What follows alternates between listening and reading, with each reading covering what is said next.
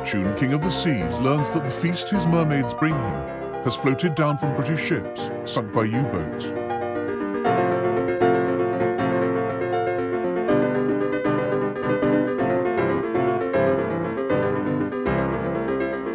He goes to Berlin to urge the public to keep buying war bonds.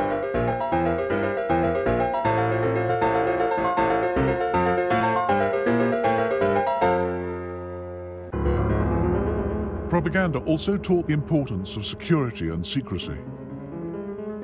In this film, a soldier's careless talk on the telephone to his wife is intercepted by the British.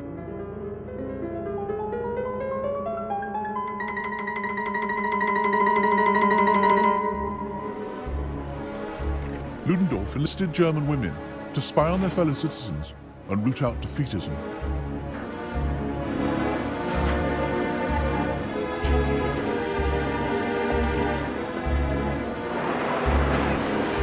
Politician Hans-Peter Hansen described in his diary the covert mission of the Women's Home Army. These women are given special instruction in espionage. They're to pay attention to conversations everywhere. They're to post themselves in front of food shops to prevent complaints. If they hear people making improper utterances, they are to demand their identity immediately and turn them over to the state attorney.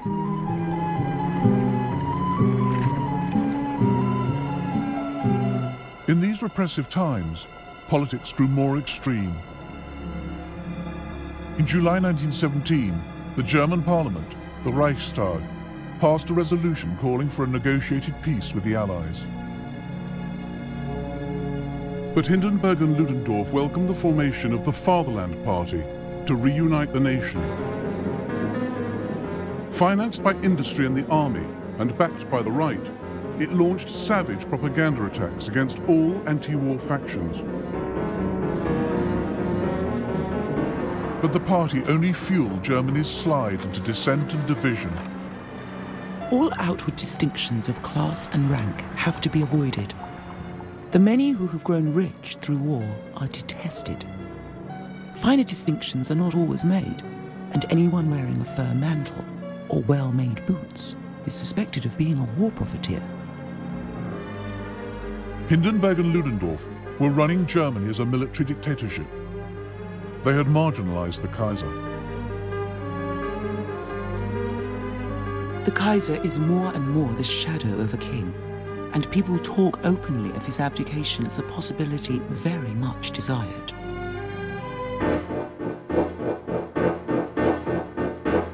In January 1918, frustration, war weariness and hunger drove 400,000 people onto the streets of Germany. Enough with the murder at the front! Down with the war! We don't want to starve any longer! This war will only end when Kaiser Wilhelm has to queue up for potatoes. We're all croaking with hunger. There has been a heavy battle between strikers and police at Moabit. A policeman has been shot. The strike is spreading.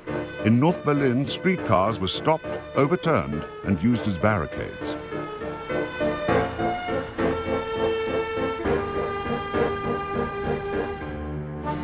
Kurt Eisner, a radical socialist leader, addressed the crowd. Comrades, the battle has begun. For 3.5 years, you have swallowed shameful lies and become accomplices to the terrible slaughter.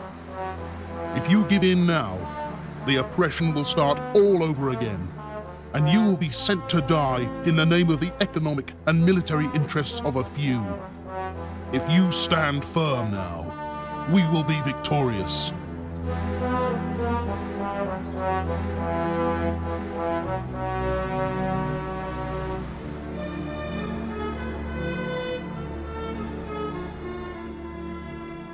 The German army responded by arresting 150 strike leaders and putting them on trial. We are now entirely at the mercy of the military courts of justice. Anyone who strikes is being sent off to the front at once.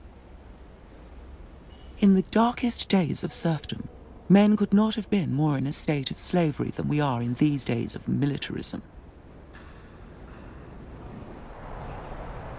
Over 3,000 strikers were sent to the front.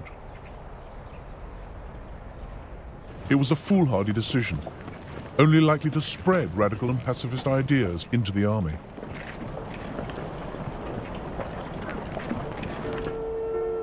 The company was ordered to attend the burial of the cavalry captain in the military graveyard, where thousands of poor victims of European militarism already lay buried. Of course, there was a speech. The main words featured were fatherland, hero's death, honor, etc. In reality, that's all lies and deceit. The only people who die purely for the fatherland are the basic soldiers. The higher ranks are paid, so die for the money.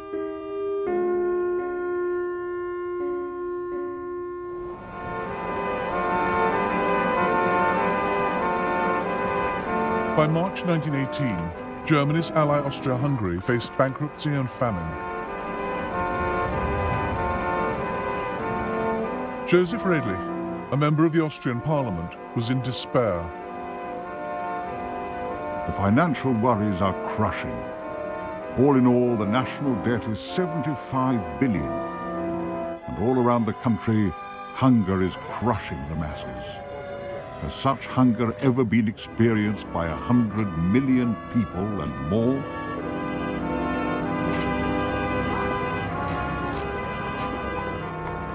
Emperor Franz Joseph had died in 1916. His successor, Kaiser Karl, liberalized Austria and had a French wife Zita who disliked Germany. In 1917, he opened secret peace negotiations with France. The Germans felt betrayed. Then Austria started to waver in the one area where Germany was relying on her to hold firm: the Italian front. In November 1917, Austria-Hungary had beaten Italy at the Battle of Caporetto, capturing rich farmlands and thousands of prisoners.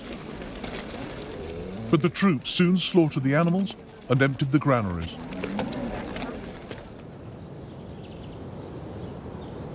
By February 1918, warnings reached Vienna that Austro-Hungarian troops in the Alps and on the Venetian plains were near starvation.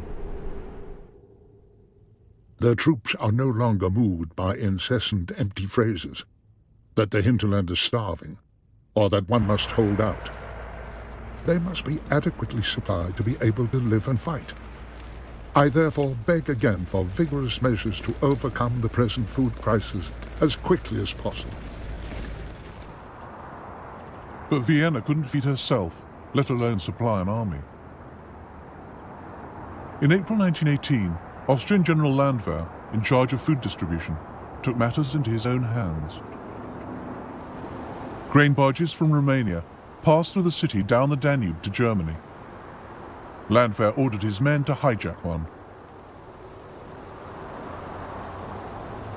Now Vienna had no bread. Something had to be done. The confiscation of the German grain barge was the only way out. This was simply street robbery, albeit an official one dictated by need. It was a violent action I had to take if I was to save Vienna from starvation. Ludendorff was so enraged, he considered declaring war on Austria. And trouble was brewing with Germany's other main ally, Ottoman Turkey. Germany needed Turkey to hold the line against the British advance into the Middle East. But after 600 years, the Ottoman Empire was crumbling, and the British Empire was licking its lips. In March 1917, the British captured Baghdad. In December, they entered Jerusalem. The loss of both cities was a severe blow to Ottoman authority in the Middle East.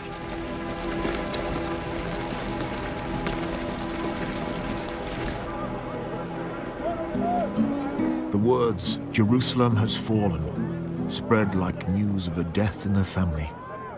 Jerusalem was in the hands of the English. How heroically the last Turks fought. We did not leave Jerusalem like the sons of Israel. We left it like Turks. Through the Mount of Olives, the evening shadows deepen and widen like a grave sucking in the whole of the Ottoman Empire.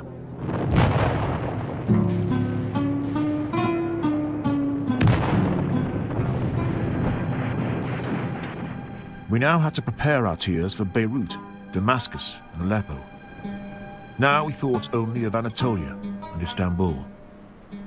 Goodbye to the Empire, and all its dreams and fancies.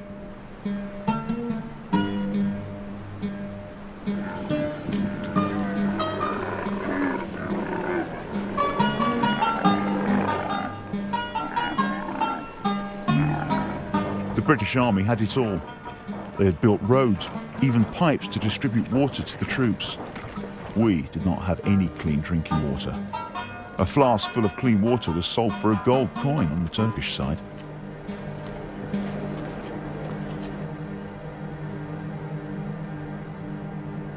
In Turkey, as with her allies, the situation on the home front was so desperate it threatened her capacity to wage war. Turkey hadn't known peace for 7 years. The First World War was just the latest and most terrible in a string of conflicts.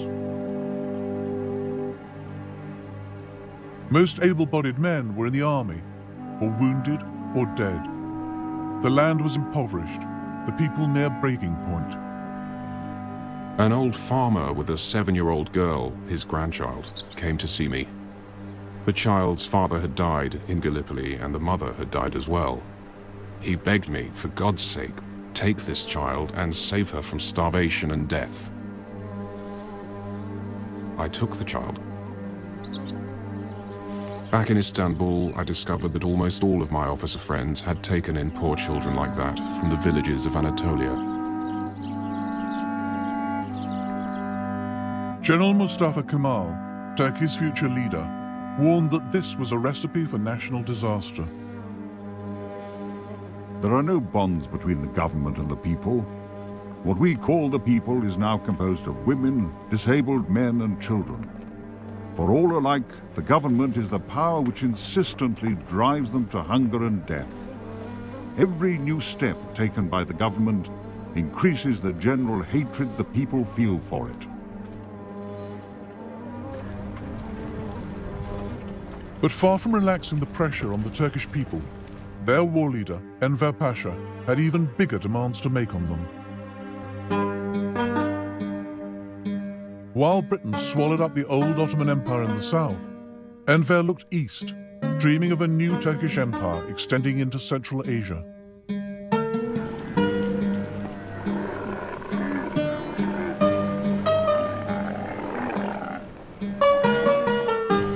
Our destiny forces us to move from the south to the east, where our blood, our roots, our language, and, most importantly, our future lie. Ludendorff also had plans which ignored the parlous state of the Turkish army. By May 1918, he had a crazy idea for Enver to strike at the heart of the British Empire.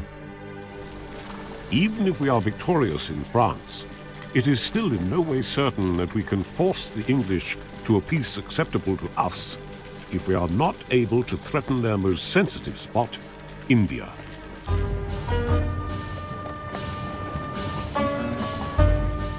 But Enver stuck to his own agenda, and that included sending his newly formed army of Islam to capture the oil-rich city of Baku. Britain and Germany also had Baku in their sights. Now the scramble for Central Asia was on. The speed and energy of the Turkish advance seems to have taken Europe by surprise. They hadn't thought Turkey was able to carry out such deeds. Ludendorff was furious to find yet again an ally trying to steal resources from Germany.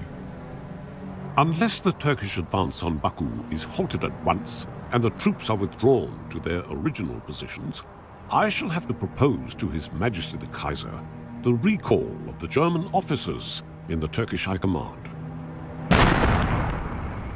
While they were bickering, Britain sneaked into Baku first.